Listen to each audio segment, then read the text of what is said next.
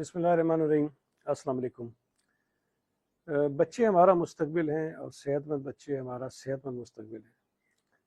हमारे मुल्क में बदकिस्मती से हम पोलियो का ख़ात्मा नहीं कर सके हैं और पोलियो एक ऐसा मर्ज़ है जिसका कोई इलाज नहीं और वाहिद वैक्सीन ऐसी चीज़ है, अगर बच्चों को बर वक्त वैक्सीन पिला दें तो वो ज़िंदगी भर इस एक मूज़ी मर्ज़ से अपने आप को बचा सकते हैं और माजूरी से बचा सकते हैं।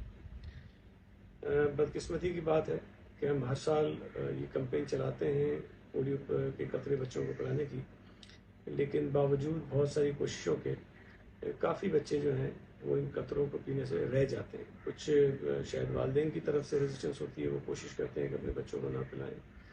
एक बिला वजह के खदशात हैं जिसकी बिना पर वो अपने बच्चों को इससे दूर रखते हैं। मेरी आपसे गुजारिश होगी, तमाम वालिदैन से गुजारिश होगी कि अपने बच्चों को पोलियो के कतरे ज़रूर पिलाएं।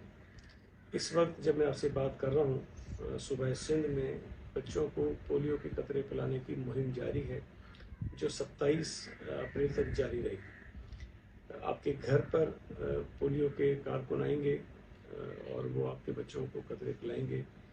मेरी आपसे गुजारिश होगी, अपील होगी कि उनको वेलकम करें और 5 साल से कम उम्र के तमाम बच्चों को पोलियो के कतरे ज़रूर पिलाएं ताकि आप आइंदा उनकी ज़िंदगी में किसी भी किस्म की माजूरी से उनको बचा सकें और उनको सेहतमंद बना सकें।